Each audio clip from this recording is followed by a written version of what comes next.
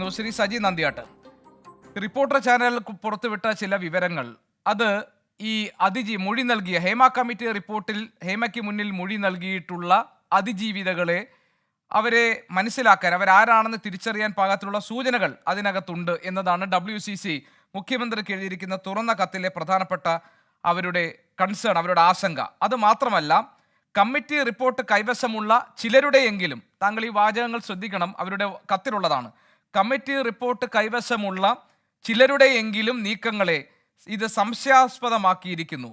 പുറത്തുവിടുന്ന വിവരങ്ങൾ, മൊഴി കൊടുത്തവർ ആരാണ് എന്ന് പുറം ലോകത്തിന് തിരിച്ചറിയാൻ പാകത്തിലാണ്. രണ്ട് കാര്യങ്ങളാണ്. ഒന്ന്, കോടതിയുടെ നിർദ്ദേശം ഉണ്ടായിട്ടും അതിജീവിതകൾ ആരാണ് എന്ന് തിരിച്ചറിയാൻ പാകത്തിലുള്ള വിവരങ്ങൾ ഒരു മാധ്യമത്തിലൂടെ പുറത്തു വരുന്നു. മാത്രമല്ല, ഈ റിപ്പോർട്ട് ആരുടെയൊക്കെ കൈവശമുണ്ടോ അവരിൽ നിന്ന് ആരുടെയെങ്കിലും ഒക്കെ കയ്യിൽ നിന്ന് ഇതിലെ വിവരങ്ങൾ ചോർന്നു പോകുന്നു എന്നത് ആശങ്കയുണ്ടാക്കുന്നു എന്നതാണ്. ഈ ആശങ്ക, WCCയുടെ ഈ ആശങ്കയും സർക്കാരുടെ ഇടപെടൽ ആവശ്യപ്പെട്ടുകൊണ്ടുള്ള അവരുടെ കത്തുമൊക്കെ ന്യായമായ ഒന്നല്ലേ?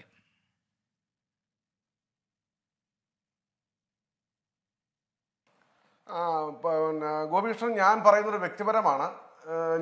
നമ്മൾ ഈ ഹേമ കമ്മിറ്റി റിപ്പോർട്ട് വെളിയിൽ വരുന്നതിന് 2-3 ദിവസം മുമ്പ് നമ്മളെല്ലാ ചാനലും ഞാനും ചർച്ചയ്ക്ക് പോകാറുണ്ട്, നിങ്ങളും ചർച്ച നടത്താറുണ്ട്. 2-3 ദിവസത്തേക്ക് മുമ്പ് ഹേമ കമ്മിറ്റി റിപ്പോർട്ട് വരുന്നതിന് മുമ്പ് തന്നെ ഹേമ കമ്മിറ്റിയിലുള്ള പല കാര്യങ്ങളും നമ്മുടെ ചാനലിൽ ചർച്ച ചെയ്തിട്ടുണ്ട്. അപ്പോൾ ഹേമ കമ്മിറ്റി റിപ്പോർട്ട് പുറത്തു വന്ന അന്ന് രാത്രിയിൽ ബഹുമാനായ ശ്രീ ആഷ്മിയായുള്ള ചർച്ചയിൽ ഞാനിത് ചോദിച്ചിരുന്നു. ഈ ഹേമ കമ്മിറ്റി റിപ്പോർട്ടിലുള്ളതാണല്ലോ കഴിഞ്ഞ ദിവസങ്ങളിലൊക്കെ ഇവിടെ ചർച്ച ചെയ്തത്. അപ്പോൾ വളരെ മോശമായ രീതിയിൽ, വളരെ വിമർശനാത്മകമായി എന്നോട് സംസാരിച്ചിട്ടുണ്ട്.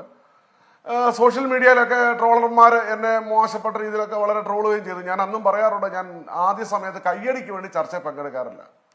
ആ ക്ലൈമാക്സിൽ കയ്യടി കിട്ടാനാണ് എനിക്ക് താല്പര്യം. അതുകൊണ്ട് ഞാൻ കയ്യടിക്ക് ചർച്ചയിൽ പങ്കെടുക്കാറില്ലാത്തതുകൊണ്ട് ഉള്ളതുപോലെ പറയും.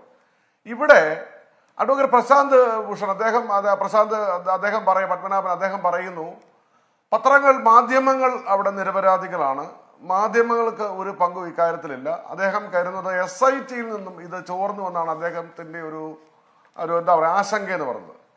എന്നാൽ എൻ്റെ ഒരു നിഗമനം എന്ന് പറയുന്നത് SIT എന്നല്ല. ഇപ്പൊ ഗോപികൃഷ്ണൻ പറഞ്ഞ റിപ്പോർട്ടർ ചാനൽ, ഞാൻ ഈ ദിലീപ് ചർച്ചയുമായി ബന്ധപ്പെട്ട് ഏറ്റവും കൂടുതൽ പോയിട്ടുള്ള റിപ്പോർട്ടർ ചാനലിലാണ്. റിപ്പോർട്ടർ ചാനലിൽ ദിലീപ് ചർച്ചയുമായി പോകുമ്പോൾ ഈ ചാനലിൽ പലപ്പോഴും കോടതിയിൽ പ്രതിവാദങ്ങളെ കുറിച്ച് ഒരു ചാനലുകാർക്കും കിട്ടാത്ത പലതും ഇവർക്ക് കിട്ടാറുണ്ട്. ഇവർക്ക് അതിനൊരു സോഴ്സ് ഉണ്ട്. ഞാനത് അന്നത്തെ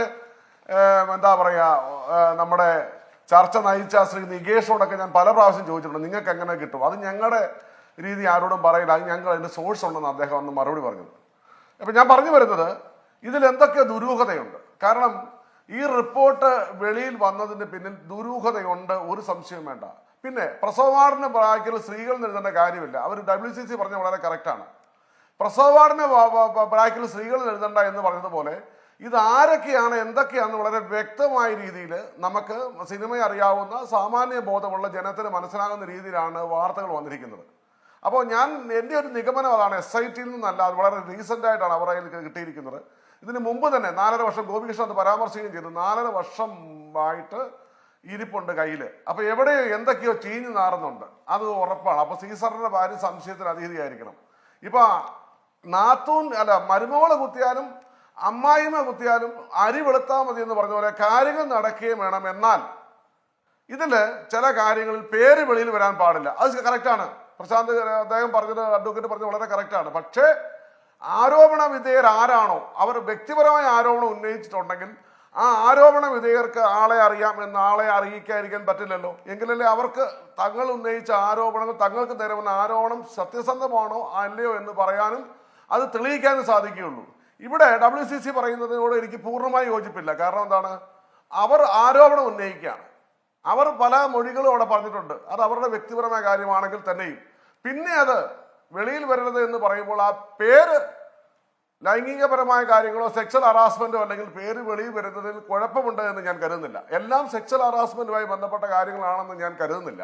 പക്ഷെ നിർഭാഗ്യവശാൽ സെക്ച്വൽ ഹറാസ്മെന്റിനെ കുറിച്ച് മാത്രമാണ് നമ്മൾ ചർച്ച ചെയ്യുന്നതും അത് കൂടുതൽ സെൻസേഷൻ ആവുന്നത്. ബാക്കി കാര്യങ്ങളെ കുറിച്ച് ചർച്ച ചെയ്യുന്നില്ല. അതുകൊണ്ട് തന്നെ ഞാൻ പറഞ്ഞ ഒരു കാര്യം, എപ്പോഴും ഹേമ കമ്മിറ്റി റിപ്പോർട്ടിനെ ഞാൻ പൂർണ്ണമായി അംഗീകരിക്കുന്ന ആളല്ല. അത് സമഗ്രമായ റിപ്പോർട്ടല്ല. കാരണം ഇതിനേക്കാൾ എത്രയോ നല്ല റിപ്പോർട്ടാണ് അടൂർ ഗോപാലകൃഷ്ണൻ കമ്മിറ്റി റിപ്പോർട്ട്. പക്ഷേ ഹേമ കമ്മിറ്റി റിപ്പോർട്ട് ചർച്ച ചെയ്യാൻ കാരണം എന്താണ്? സെക്സ്വൽ ഹറാസ്മെന്റോ അല്ലെങ്കിൽ സെക്സ്വൽ ആയിട്ടുള്ള കാര്യങ്ങൾ ഇതിൽ അടങ്ങിയിരിക്കുന്നു എന്നുള്ളത് കൊണ്ട് മാത്രമാണ് ഹേമ കമ്മിറ്റി ഇന്ന് നമ്മുടെ പൊതുമത്തിൽ ചർച്ചയായിരിക്കുന്ന കാര്യത്തിൽ ഒരു സംശയമുണ്ട്. അതിനുശേഷം ഹേമ കമ്മിറ്റിക്ക് ശേഷം വന്ന ചില വെളിപ്പെടുത്തലുകളുണ്ട്. ആ വെളിപ്പെടുത്തലിന്റെ അടിസ്ഥാനത്തിൽ മൊത്തത്തിൽ ഇതൊന്ന് കലങ്ങി മറിഞ്ഞു നിൽക്കുന്ന ഒരു അവസ്ഥ. അല്ല ശ്രീ സജീവൻ ചേട്ടാ, അതിനകത്തൊരു ചെറിയ കാര്യം, അതായത് സിനിമ ഈ ചലച്ചിത്ര മേഖലയിലേക്ക് കടന്നു വരാൻ അവർക്കൊരു അവസരം കിട്ടാൻ വേണ്ടി സ്വന്തം ശരീരം ഇത് ചെയ്യേണ്ടി വരുന്ന ഒരു അവസ്ഥ, അത്തരം സെക്ഷൽ ഹാരാസ്മെന്റ് കേസുകൾ, അത് ഇപ്പൊ താങ്കൾ പറഞ്ഞു സെൻസേഷനിലാണ്, സെൻസിറ്റീവാണ്, അതുകൊണ്ടാണ് ഇതിന് കൂടുതൽ പ്രാധാന്യം കിട്ടുന്നത്, അതൊക്കെ ഉണ്ടാകാം, അതൊക്കെ ഘടകമാകാം. അത് ഏറ്റവും പരമപ്രാധാന്യത്തോടു കൂടി ചർച്ച ചെയ്യേണ്ട വിഷയമല്ലേ? അതല്ല എന്ന് എന്തുകൊണ്ടാണ് താങ്കൾക്ക് തോന്നുന്നത്? അതായത് നമ്മൾ പറയുന്ന ജെൻഡർ ഇക്വാളിറ്റി, ജെൻഡർ റൈറ്റ്സ് ഒക്കെ നിലനിൽക്കേണ്ട എല്ലാ മേഖലയും പോലെ തന്നെ ചലച്ചിത്ര മേഖലയിലും ഇത് വളരെ കൊടിയ, ഇപ്പോൾ അതിനകത്ത് ഹേമ കമ്മിറ്റിയിലെ ഒരു നിരീക്ഷണം പോലും ഞാൻ മനസ്സിലാക്കുന്നത് മറ്റെല്ലാ മേഖലകളിലും തൊഴിലിൻ്റെ ഭാഗമായിട്ട് ഇത്തരം സ്ത്രീകൾ ഇത്തരം ദുരനുഭവങ്ങളിലൂടെ കടന്നു പോകുന്നുണ്ടെങ്കിൽ സിനിമയിൽ ആ മേഖലയുടെ ഭാഗമാകുന്നതിന് മുൻപ് തന്നെ അവർ ഇത്തരത്തിലുള്ള ചൂഷണങ്ങൾക്ക് വിധേയമാകുന്നു എന്ന അർത്ഥത്തിലാണ്. അപ്പോൾ ഇത് പരമപ്രാധാന്യത്തോടു കൂടി ചർച്ച ചെയ്യപ്പെടേണ്ട വിഷയമല്ലേ സമൂഹം?